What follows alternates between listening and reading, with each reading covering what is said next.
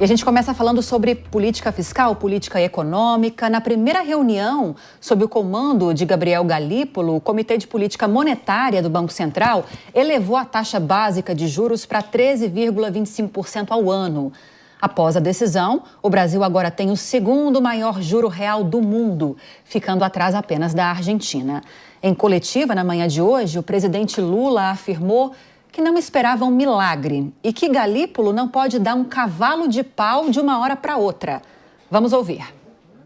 O presidente do Banco Central não pode dar um cavalo de pau num mar, revolto, de uma hora para outra. Já estava praticamente demarcado a necessidade da subida de juros pelo outro presidente, e o Galípolo fez aquilo que ele entendeu que deveria fazer. Nós temos consciência de que é preciso ter paciência. Eu tenho 100% de confiança no trabalho do presidente do Banco Central. Eu tenho certeza que ele vai criar as condições para entregar ao povo brasileiro uma taxa de juros menor. Ellen Brown, desde o final do ano passado, com uma gravação daquele vídeo com integrantes da equipe econômica, com o próprio Gabriel Galípolo, um vídeo que foi veiculado nas redes sociais, o presidente Lula já vem demonstrando um perfil um pouco mais resiliente em relação à política econômica, à política monetária do Banco Central, ao patamar da taxa básica de juros para conter o avanço da inflação. E agora parece que ele reforça esse perfil, dizendo que não concordo com os juros nesse patamar, porém já estava precificado pelo presidente anterior, Roberto Campos Neto, e é o que o mercado quer ouvir, quer que seja implementado. Um perdão, digamos assim, para essa conduta de Gabriel Galípolo. Como você interpreta isso? Eu interpreto como a única alternativa de discurso possível para o governo nesse momento, e interpreto também com bons olhos o respeito de Galípolo àquela independência do Banco Central.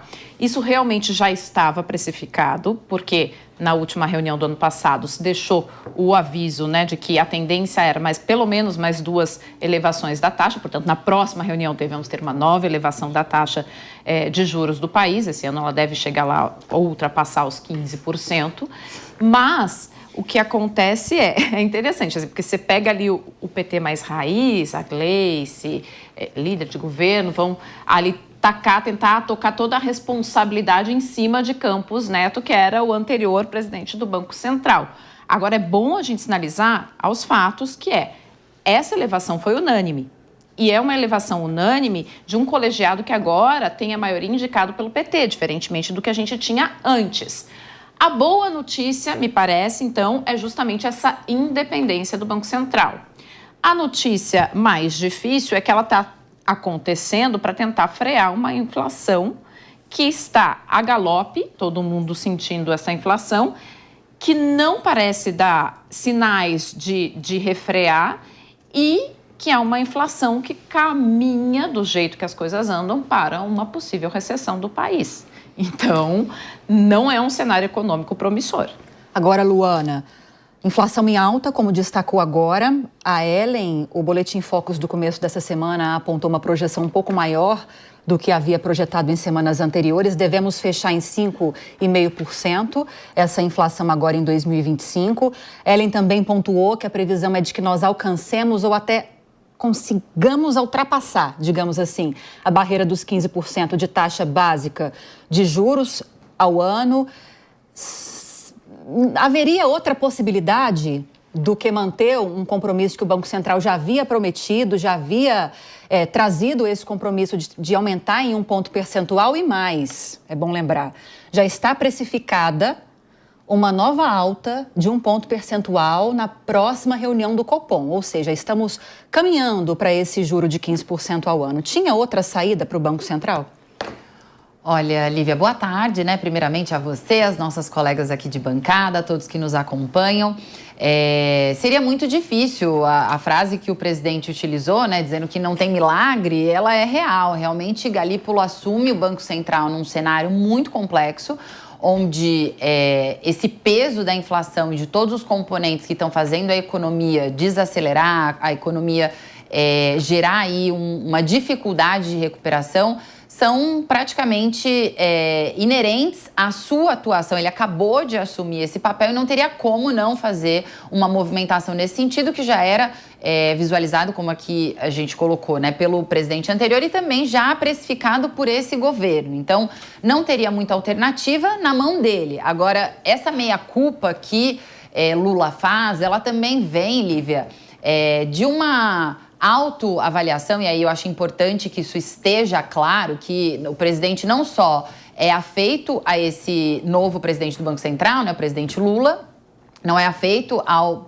novo presidente do Banco Central, dado que ele é da própria equipe, né, Galípolo, só lembrando, ele foi membro da equipe do ministro Haddad, depois foi para o Banco Central, ele já tinha ali um trânsito no grupo próximo ao presidente Lula, então já tinha essa boa avaliação, com certeza, para ter essa indicação. Então, além de ser afeito, Lula também sabe que existe uma lição de casa que é impossível ser cumprida se não houver uma atuação do próprio governo federal, que é uma atuação ligada a corte de gastos, a meta fiscal e a tantas outras ações que dependem do governo federal. Então, acho que seria muito difícil o presidente não se posicionar dessa forma, porque é um primeiro ano, primeiro ato, inclusive, do novo presidente, que é um presidente afeito ao presidente Lula, mas também porque ele sabe que existe uma lição de casa do próprio governo federal que não está sendo cumprida e que essa é a grande crítica, inclusive, do mercado, é a grande crítica em relação ao aumento de juros, porque sabe que ele não é suficiente para resolver a questão de inflação, porque ele, inclusive, está dentro do próprio cálculo de inflação, ele piora a situação no médio e longo prazo se você não faz aí mudanças para trabalhar a redução da inflação via corte de gastos, via medidas que sejam mais sustentáveis, que estimulem a produção, que estimulem o dinheiro que é sustentável, né? Vamos dizer assim. Então, é uma saia justa realmente. A gente está aí, como a Ellen colocou, na iminência de se ter realmente uma crise maior. E a gente espera que as medidas que estão sendo debatidas pelo governo e que venham a ser tomadas nos próximos meses façam com que a gente consiga ter um avanço da economia mais sustentável e não fazendo aí medidas que sejam emergenciais como essa. E ainda durante a coletiva, o presidente Lula afirmou que a economia brasileira vai crescer até 3,7%. Vamos ouvir. Agora, os especialistas diziam que o Brasil vai crescer apenas 1,5% em 2024. Nós vamos crescer 3,5% ou 3,7%.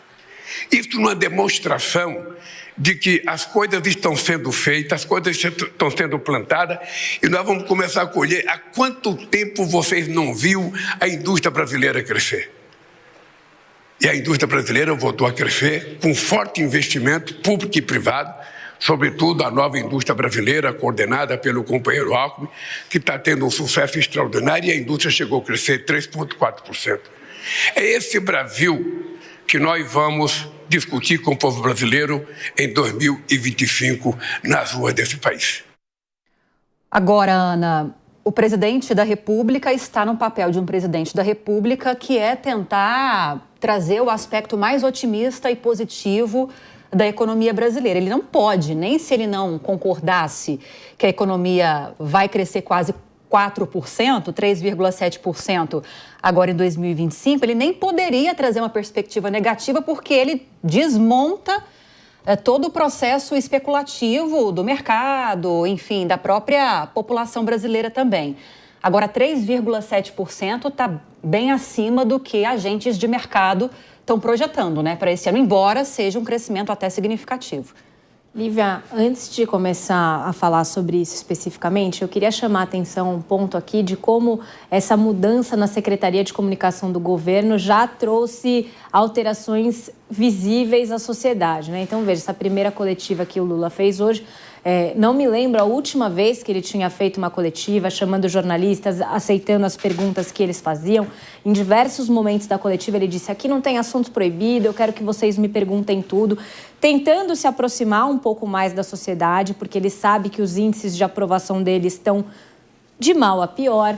Então, esse é um primeiro ponto que eu achei legal, né, de ver que existe uma tentativa de mudança na comunicação, porque esse, inclusive, tem sido um problema que também prejudica a economia, por conta exatamente da insegurança, desse cenário de instabilidade. Então, quando o presidente traz falas otimistas e diretas à população, ele de alguma forma acalma os ânimos do mercado. Isso é muito positivo.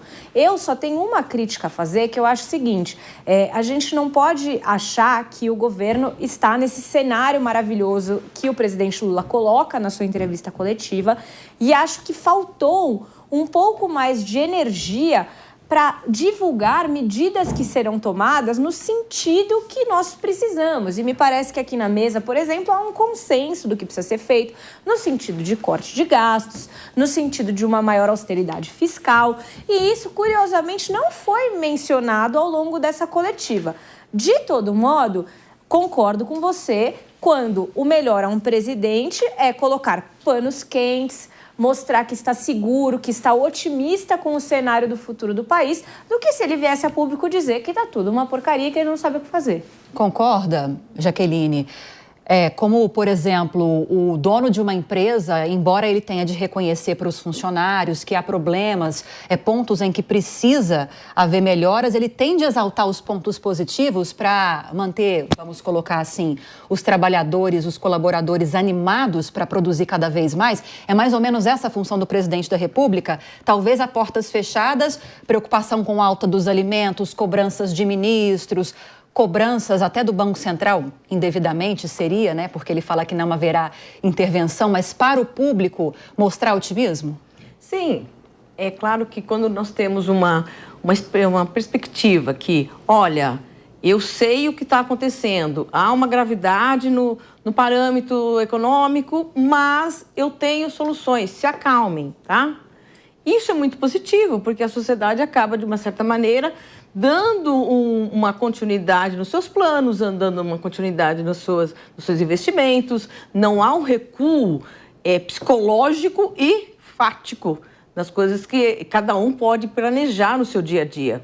Então, esse recado que o presidente manda, dizendo, olha, eu estou atento, mas nós estamos trabalhando, acaba se influenciando de forma positiva para a sociedade, Lívia. Sim. Agora, Ellen, a gente estava falando sobre essa sinalização do Banco Central, que já havia sido dada, de uma alta agora que se concretizou de 1 ponto percentual na taxa básica de juros, uma nova alta já precificada para a próxima reunião de mais 1 ponto percentual, e que o mercado já aguardava. E precisa dessa sinalização de que o Banco Central está adotando todos os mecanismos possíveis para conter a alta da inflação. Mas o setor produtivo, os setores sindicais, ontem eles ficaram bastante chateados com essa nova alta de 1 ponto percentual. Não me lembro a entidade, mas é quase que a mesma posição de todas elas, do setor produtivo, dizendo que não há justificativa para se chegar a um juro de 13,25% ao ano, que é como se fosse você derrotar o inimigo com um tiro de canhão. Porque você encarece o crédito, porque você aumenta o endividamento da população e dificulta o pagamento da dívida da União, da dívida federal, porque a cada 1 ponto percentual da taxa básica de juros, você pode acrescentar 50 bilhões a essa dívida pública.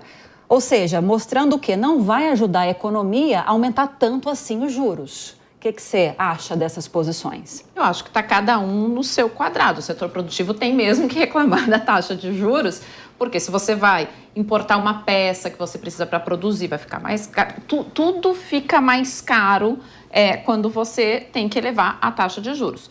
Agora, isso é consequência de uma política econômica que não fez os ajustes necessários. Isso é consequência de um país que há anos tem o seu setor produtivo dependendo de migalha do governo, de ajuda do governo, e não de melhorias e inovações, não de maior produtividade. Então, quando a gente fala, não é que os economistas, a Faria Lima, o mercado, a entidade mercado é ruim. Não, é que assim, o crescimento que o Brasil está vivendo, mais uma vez, não é um crescimento real. Nós não temos um crescimento real, por exemplo, de produtividade. As pessoas não estão produzindo mais. E isso não é sustentável a longo prazo. A nossa indústria não é uma indústria competitiva. O Lula falou muitas coisas e ele fez o papel dele de presidente hoje de manhã, tentando trazer otimismo, é o que ele tem que fazer. dizer, mas não é verdade que a nossa indústria vai bem, que ela é uma indústria que está crescendo, que ela é uma indústria pulsante, que ela se abre a uma boa concorrência. Não é isso que acontece no Brasil. É uma indústria extremamente dependente de auxílio do governo. Então, quando isso acontece, a gente não tem boa concorrência, o livre mercado não opera de forma funcional, a gente não aumenta a forma e a qualidade da produção do trabalho, e é por isso que o único remédio, que é amargo, que é ruim para todo mundo, é aumentar os juros.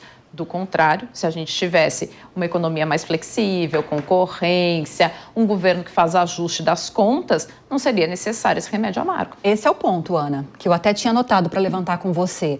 Esses mesmos setores produtivos que apontaram para os prejuízos para a economia brasileira com uma elevação da taxa básica de juros destacaram que cadê o compromisso do governo federal com as políticas de ajuste fiscal? Porque esse compromisso também dá um sinal muito importante para o mercado que estamos no caminho certo.